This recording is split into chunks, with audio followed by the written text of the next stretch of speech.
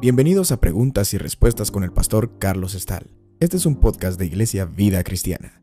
Puedes participar enviando tus preguntas al correo preguntasbiblicas@vidacristiana.org.gt. Tenemos una pregunta acerca de la historia que registra 2 de Samuel capítulo 14. Es la historia de lo que acontece después que Absalón, uno de los hijos de David, mató a su medio hermano que había cometido anteriormente una atrocidad. Y esta pregunta tiene que ver con una mujer que fue enviada a David por el rey Joab, básicamente a interceder por Absalón, y a la conducta y a la respuesta del rey David. Así es que la pregunta es extensa, no la voy a repetir, pero vamos a comentar este momento en la historia y a comentar acerca de la conducta de esta mujer o de las palabras de esta mujer a David y del principio espiritual que hay detrás de todo lo que fue dicho acá. La historia realmente comienza en 2 de Samuel capítulo 13. Aconteció después de esto que teniendo Absalón, hijo de David, una hermana hermosa que se llamaba Tamar, se enamoró de ella Amnón, hijo de David. Todos ellos eran hijos de David, pero eran medio hermanos. Voy a hacer un paréntesis acá y les voy a leer en Primera de Crónicas, capítulo 3, a partir del verso 1, el listado de hijos que tuvo David. Todos eran de diferente esposa. Primera de Crónicas 3, del 1 al 9, registra lo siguiente. Estos son los hijos de David que le nacieron en Hebrón. Amnón, el primogénito, de Ahinoam jezreelita. El segundo, Daniel, de Abigail, la de Carmel. El tercero, Absalón, hijo de Maaca, hija de Talmai, rey de Gesur. Ya ubicamos a Amnón acá. Amnón era el primero de todos, era el mayor. Él es el que se enamoró de Tamar, la hermana de Absalón. Luego Absalón era el tercer hijo, en orden era el tercer hijo de David, era de otra madre. Absalón era hijo de Maaca. Él es el hermano de Tamar, a quien ofendió Amnón el primero, ¿verdad? Absalón, hijo de Maaca, hija de Talmai y rey de Gesur. El cuarto hijo de David era Adonías, hijo de Hagit. El quinto, Seftaías, de Abital. El sexto, Itream, de Egla, su mujer. Estos 6 le nacieron en Hebrón, donde reinó 7 años y 6 meses. Y en Jerusalén reinó 33 años. Estos 4 le nacieron en Jerusalén. Y estos otros 4 los enumera, son Simea, Sobab, Natán y Salomón, hijo de Betsúa, hija de Amiel. Y otros 9. Ibjar, Elisama, Elifelet, Noga, Nefeg, Jafía, Elisama, Eliada y Elifelet. Todos estos fueron los hijos de David, sin los hijos de las concubinas. Y Tamar fue hermana de ellos. Así es que hasta aquí vienen los hijos de David, ¿verdad? Esto nos ubica entonces, esta es una historia que aconteció entre medios hermanos. Entonces, nuevamente, volviendo a nuestra historia, en 2 de Samuel capítulo 13, Absalón tenía una hermana muy preciosa que se llamaba Tamar, y Amnón, el medio hermano de ellos, se enamoró de Tamar. Para hacer breve una historia un poquito más larga, Amnón fingió estar enfermo y mandó a llamar a Tamar, y Tamar llegó en inocencia, y Amnón lamentablemente abusó de ella. Cuando se enteró Absalón se enfureció y Absalón dejó que este enojo echara raíces, se convirtiera en un gran árbol que dio mucho fruto, muy mal fruto. Absalón, retomamos su historia en 2 de Samuel capítulo 13, verso 13.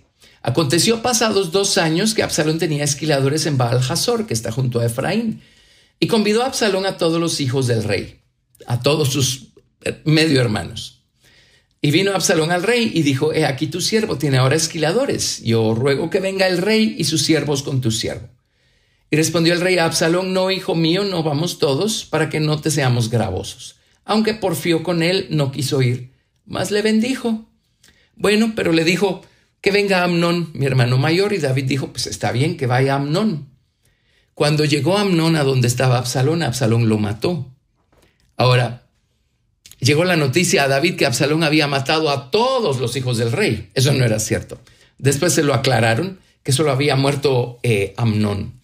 Y en el verso 32, pero Jonadab, hijo de Simea, hermano de David, habló y dijo: no diga mi señor que han dado muerte a todos los jóvenes hijos del rey, pues solo Amnón ha sido muerto. Porque por mandato de Absalón esto había sido determinado desde el día que Amnón forzó a Tamar, su hermana. Y entre paréntesis nuevamente, esto pasó 2 años después. Quiere decir que Absalón tuvo 2 años o para arrepentirse y dejar esto en el mar del olvido, o para seguir dejando que echara raíces cada vez más profundas el enojo y diera este fruto de venganza, ira y homicidio. Lastimosamente, Absalón, en vez de elegir perdonar y dejar atrás, se llenó de ira y terminó cometiendo esta atrocidad, este homicidio, pues. Verso 33. Por tanto, ahora no ponga mi señor el rey en su corazón este rumor que dice: todos los hijos del rey han sido muertos, porque solo Amnón ha sido muerto. Y Absalón huyó. Absalón huyó y se fue a Talmai, hijo de Amiud, rey de Gesur. Y David lloraba por su hijo todos los días. Así huyó Absalón y se fue a Gesur y estuvo allá 3 años.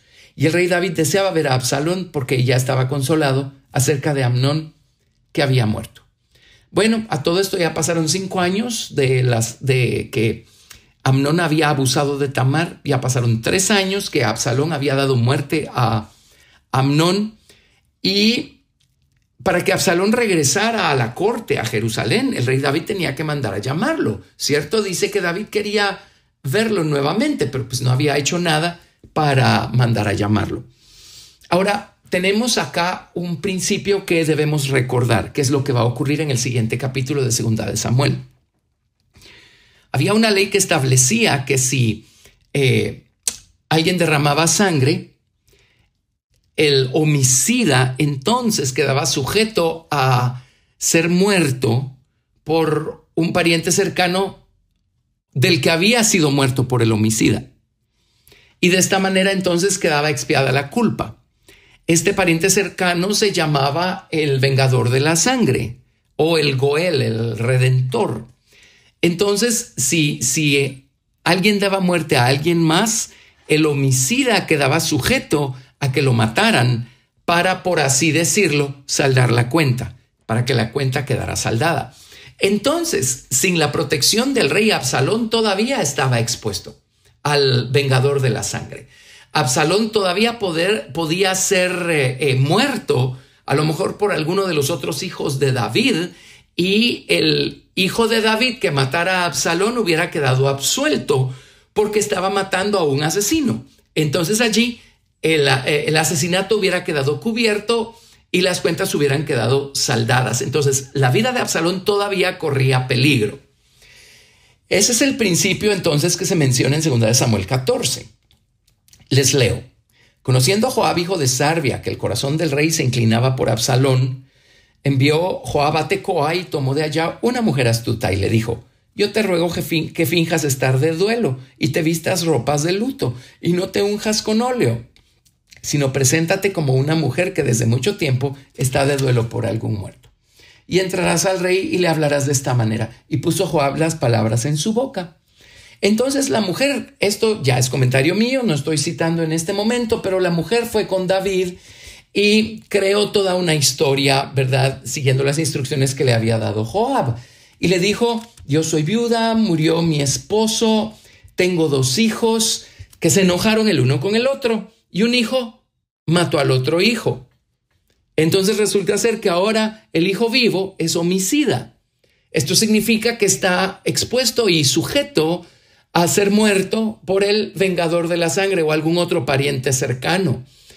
Así es que si el vengador de la sangre o el pariente cercano mata a mi hijo, que aunque es homicida, es el único que me queda, entonces voy a quedar completamente desamparada. Esa es la historia que le contó esta mujer. Por supuesto, era una invención de ella, porque Joab le dijo a la mujer que le dijera así a David. Entonces David le dijo: no te preocupes, yo voy a velar por ti y yo voy a velar por tu hijo, que aunque sea homicida, Yo voy a ver que el vengador de la sangre no le haga daño, no lo destruya y esto no aumente el mal que ha venido sobre ti y sobre tu casa. Entonces vino la mujer y viendo la respuesta del rey David, le dijo a David, oye David, ¿y entonces tú por qué estás haciendo lo mismo? Porque tienes a Absalón todavía lejos, expuesto a que un pariente cercano lo mate para vengar la sangre que fue derramada por sus manos. ¿Por qué no haces algo por Absalón? ¿Por qué no velas por la vida de Absalón, que es hijo del rey también? Entonces David era muy listo y David le dijo, oye, respóndeme. ¿No está la mano de Joab detrás de todo esto? En otras palabras, ya entendí el juego, le dijo David. No me ocultes la respuesta, le dijo. ¿Fue Joab el que te dijo que vinieras a mí y me contaras esta historia? Y ella le dijo, sí, señor, fue Joab el que me lo dijo. Bueno, dijo el rey, básicamente no le dijo gran cosa a la mujer.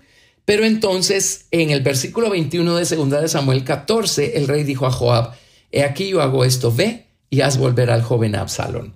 Así es que David supo que era el deseo de Joab que Absalón regresara a Jerusalén y que Absalón estuviera bajo el amparo del rey para que nadie lo matara por haber sido el homicida. Entonces David lo hizo, ¿verdad? Hizo volver a Absalón a Jerusalén, pero interesantemente Absalón no volvió al palacio y David no quiso ver a Absalón. David no permitió que Absalón viera su rostro. Entonces Absalón, lamentablemente, después de 2 años más que estuvo en Jerusalén, no vio el rostro del rey. Así es que veamos. Ya van 2 años de que Amnón había abusado de Tamar. Pasaron otros 3 años y Absalón mató a Amnón. Ya van 5 años. Y Absalón estuvo 2 años más en Jerusalén sin ver el rostro del rey después que Absalón regresó a Jerusalén. Estamos hablando de 7 años. En 7 años este árbol de enojo echó raíces tan profundas y se convirtió en un árbol tan grande que el odio de Absalón fue tal que Absalón, recordarán, terminó armando una revolución en contra del rey David, terminó haciéndose de seguidores y buscó incluso dar muerte a su padre para quedarse él con el trono. Ahora, una de las preguntas que se nos hizo acá es si era la voluntad de Dios que Absalón regresara a Jerusalén. Bueno, el hecho es que Dios se valió de Absalón para castigar al rey David. Recuerden que el rey David ya había cometido una atrocidad también, ya había tomado por esposa a la esposa de Urías. Cuando Urías estaba en el frente de la batalla, David se llegó a Betsabé y cuando se dio la noticia que Betsabé estaba esperando hijo de David, entonces David mandó a llamar a Urías y creó todo un escenario para tapar su pecado, pero no funcionó. Así es que mandó a Urías al frente de la batalla con plena predisposición e intención, y Urías fue muerto. Así es que David fue culpable no solamente de adulterio, sino de homicidio también. Y ya el profeta le había dicho a David que, aunque David se arrepintió después que el profeta vino y le hizo ver su pecado, le dijo, mire a David, nunca más se va a apartar la espada de tu casa y alguien dentro de tu propia casa va a hacer atrocidades. Así es que ya estaba profetizado que esto tenía que pasar.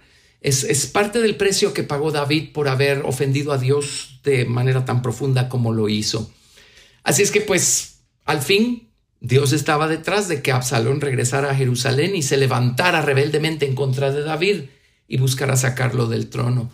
Por supuesto, David, sin ser perfecto, era una persona justa. En cambio, Absalón, pues obviamente no dio muchas señas de ser una persona justa. Al final, pues Absalón murió y David regresó al trono. Pero esta es la historia de Absalón y de lo que acontece en 2 de Samuel, capítulo 13 y capítulo 14. Una lección que debemos nosotros obtener de todo esto, pues, es que cuando suceden cosas que nos enojan, enojarnos es una reacción natural, humana. Pero el problema es cómo vamos a manejar ese sentimiento, cómo vamos a manejar ese enojo. Si es justificado, pues habrá una causa y podemos ubicar la causa y señalarla con facilidad. A veces el enojo no es justificado. No podemos señalar con certeza la causa. Pero necesitamos lidiar con nuestros enojos. Si no lidiamos con un enojo a tiempo, de inmediato, cuando la ofensa recién ha sido cometida, corremos peligro de que este enojo se arraigue. El enojo es una tremenda semilla.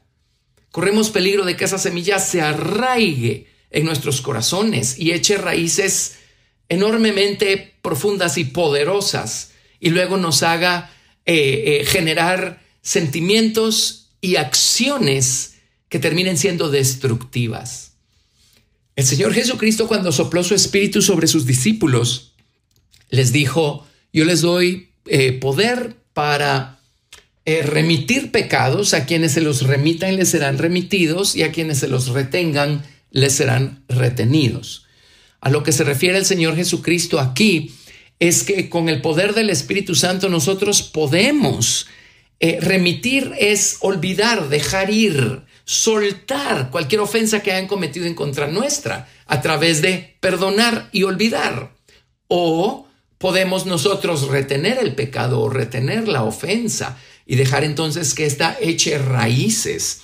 Y en el libro de los Hebreos se nos dice que si no tenemos cuidado con estas raíces, en hebreo le llaman raíces de amargura, podemos contaminar a mucha gente y por supuesto podemos cometer acciones muy destructivas.